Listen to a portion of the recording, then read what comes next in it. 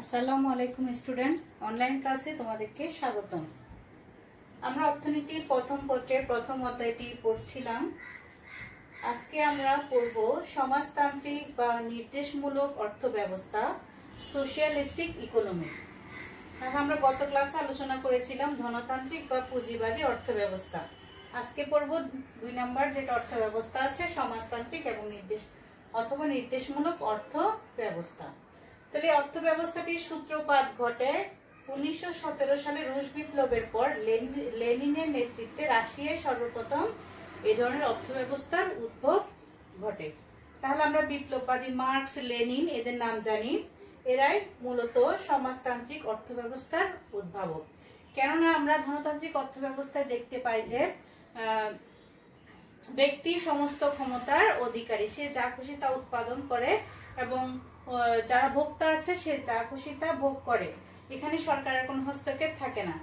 ফলে পরবর্তীতে এখানে দেখা যায় ধনী গরিবের ব্যবধান শুরু হয় এবং ধনীদের হাতে সম্পদ কুক্ষিগত থাকে, গরিবরা শোষিত হতে থাকে, শ্রমিক শ্রেণী শোষিত হতে থাকে। শ্রমিক শ্রেণীকে শোষণের হাত থেকে রক্ষা করার জন্য যে বিপ্লববাদীরা, মার্কস লেনিন সহ বিপ্লববাদীরা যে একটি নতুন অর্থব্যবস্থা প্রচলনের উদ্যোগ নিয়েছেন, সেটাই হচ্ছে সমাজতান্ত্রিক বা নির্দেশমূলক অর্থব্যবস্থা।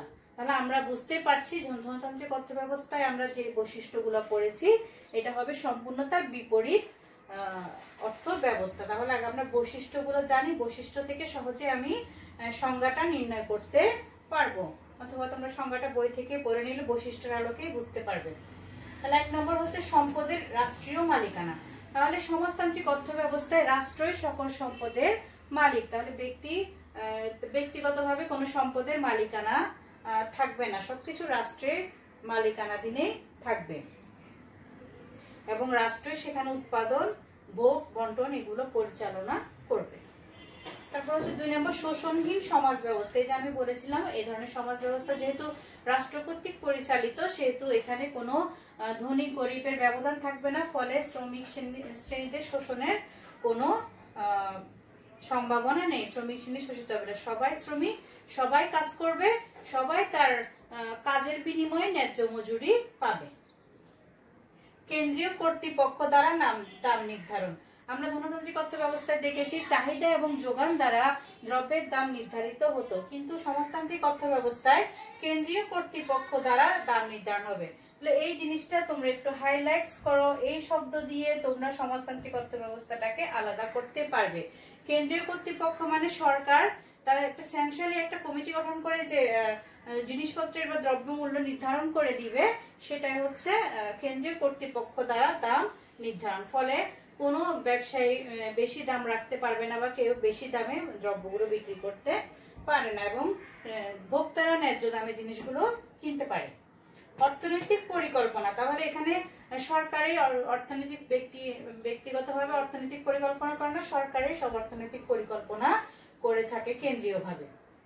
ভোক্তা ও উৎপাদকের স্বাধীনতা নেই। তাহলে ভোক্তা এবং উৎপাদক ইচ্ছামত উৎপাদন এবং ইচ্ছামত ভোগ করতে পারে না ভোক্তারা। তাকে সরকার নির্ধারিত অনুপাতে বা সরকার তার ন্যায্য মজুরি অনুপাতে ভোক্তা এবং উৎপাদককে বন্টন করে দিয়ে থাকে। ফলে তার নিজস্ব স্বাধীনতা মতো উৎপাদন এবং ভোগ করতে পারে না। অবাধ প্রতিযোগিতা নেই। যেহেতু ব্যক্তি নিজে উৎপাদন করছে না, সরকারি সব উৎপাদন করছে, তাহলে এখানে প্রতিযোগিতার কোনো সুযোগ নেই। এখানে প্রতিযোগিতা সেখানেই আসে যেখানে মুনাফা অর্জনের কথা আসে এবং যেখানে ব্যক্তির মধ্যে আরো পরস্পরের মধ্যে উৎপাদনের প্রতিযোগিতা চলে, এখানে কোনো প্রতিযোগিতা নেই। তাহলে সামাজিক কল্যাণ নিশ্চিতকরণ। তাহলে আমরা ধনতান্ত্রিক অর্থব্যবস্থায় সবাই মুনাফা অর্জনের জন্য উৎপাদন করতো, কিন্তু যেহেতু রাষ্ট্র উৎপাদনের দায়িত্ব নিয়েছে, তাহলে এখানে তার উদ্দেশ্য হচ্ছে সামাজিক কল্যাণ নিশ্চিতকরণ। এখানে সে মুনাফার চেষ্টা করে না। তারপর হচ্ছে মুদ্রাস্ফীতির অনুপস্থিতি। মুদ্রাস্ফীতি মানে মুদ্রাস্ফীতি মানে মূল্য বৃদ্ধি পাওয়া। তাহলে কোনো জিনিসের দ্রব্যের দাম কখন বৃদ্ধি পায়? যখন তার ব্যক্তির হাতে থাকে, ব্যক্তির দাম নির্ধারণের ক্ষমতা থাকে। কিন্তু এখানে যেহেতু সরকার দ্বারাই দাম নির্ধারণ হয়ে যাচ্ছে, সেহেতু এখানে মুদ্রাস্ফীতির বা দ্রব্যের দাম বৃদ্ধির কোনো সুযোগ নেই। তাহলে এ ধরনের অর্থব্যবস্থায় মুদ্রাস্ফীতির অনুপস্থিতি দেখা যায়। এরপর হচ্ছে সামাজিক নিরাপত্তা। তাহলে এক্ষেত্রে যদি রাষ্ট্র সকল উৎপাদন, বন্টন, ভোগ এবং বিনিময়ের দায়িত্ব নেয়, তাহলে সে অবশ্যই শিশু, বৃদ্ধ এবং যারা অক্ষম ব্যক্তি আছে তাদের নিরাপত্তার দায়িত্বটাও সরকার নিচ্ছে। তারা কিভাবে ভোগ করবে, কিভাবে জীবন নির্ধারণ করবে, এই দায়িত্বটাও সমাজতান্ত্রিক অর্থ ব্যবস্থায় সরকার নিয়ে থাকে। এরপর হচ্ছে সুষম উন্নয়ন। যেহেতু সরকারের নিয়ন্ত্রণে থাকে, সেহেতু সরকার সব এলাকা, সব অঞ্চল এবং পুরো দেশকে একটি পরিকল্পনার কাঠামোতে নিয়ে আসে এবং সব দেশের সব অঞ্চল, একই দেশের সব অঞ্চলে এবং সব এলাকায় সুষমভাবে উন্নয়ন হয়, কোনো জায়গায় বেশি বা কম হয় না। তাহলে সরকার চেষ্টা করে সব জায়গায় সুষমভাবে উন্নয়ন করার জন্য, যাতে সকল লোক উপকৃত হয়। তাহলে এগুলো হচ্ছে আমাদের সমাজতান্ত্রিক অর্থ ব্যবস্থার বৈশিষ্ট্য। তোমরা যে কোনো পয়েন্ট থেকে তোমাদের অনুধাবনমূলক প্রশ্ন হতে পারে, তার অথবা এই পয়েন্টগুলো এমসিকিউতে দিতে পারে যে কোনটি সমাজতান্ত্রিক অর্থ ব্যবস্থার বৈশিষ্ট্য। তোমরা এই বৈশিষ্ট্যগুলো থেকে আমরা বলতে পারি সমাজতান্ত্রিক অর্থ ব্যবস্থা কাকে বলে, যে অর্থ ব্যবস্থায় সম্পদের ব্যক্তিগত মালিকানার পরিবর্তে রাষ্ট্রীয় মালিকানা থাকে এবং কেন্দ্রীয় কর্তৃপক্ষ দ্বারা তার নির্ধারণ হয়ে থাকে, তাকে আমরা সমাজতান্ত্রিক অর্থ ব্যবস্থা বলে থাকি।